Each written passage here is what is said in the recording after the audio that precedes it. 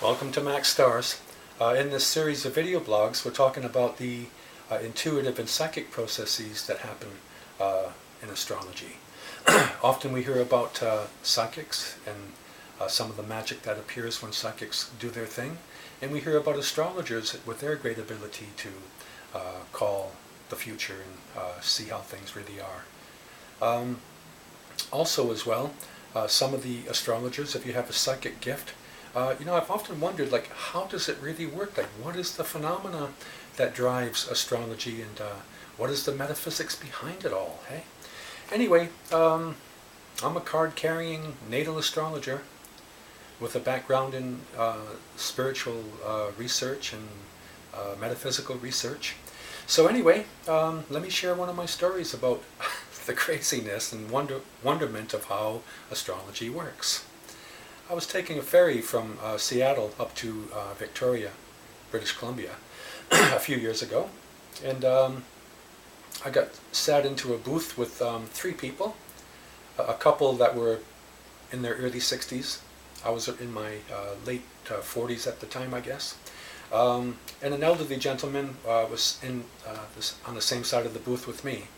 So we're going along and we're reading our books and we're chatting along, and one of them said, "Mac, what do you do?" I said, "Well, I'm an astrologer." And that was the end of the conversation. Everybody stuck their face back in their book. And I was actually quite relieved. I thought, great, I can read my book and I can, be at peace as well. But when a pickpocket meets a saint, all he sees is his pockets. When I meet people, all I see is their signs, their planets, their planetary indicators, I guess you can say. So I can't help myself when I'm out in public and when I see people. I just can't help but think about what their birth powers and planets might be. So I took out a piece of paper and I was studying the lady across from me, in the booth, and I was pretty sure that she was possibly a Pisces and maybe a Scorpio. So anyway, I wrote down a couple of dates on this piece of paper, and quietly I just did that and put the paper back in my pocket and continued to read my book. And about 10 minutes later, the lady said, "Well, Mac, tell me about this astrology. How does it work?"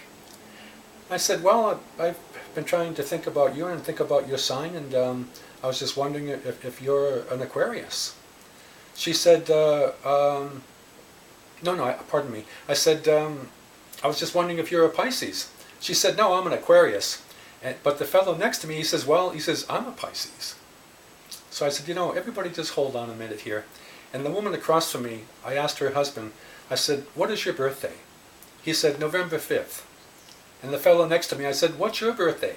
He said, "March 6th. I said, "Okay, here's this piece of paper. What's these two dates?"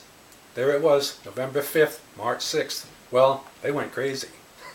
That was the end of the peaceful ride for me, which I didn't mind. It was, it's all good, and it was really wonderful to see the response of people that went from, almost, I wouldn't say horror, but oh no, an astrologer, to being quite astounded.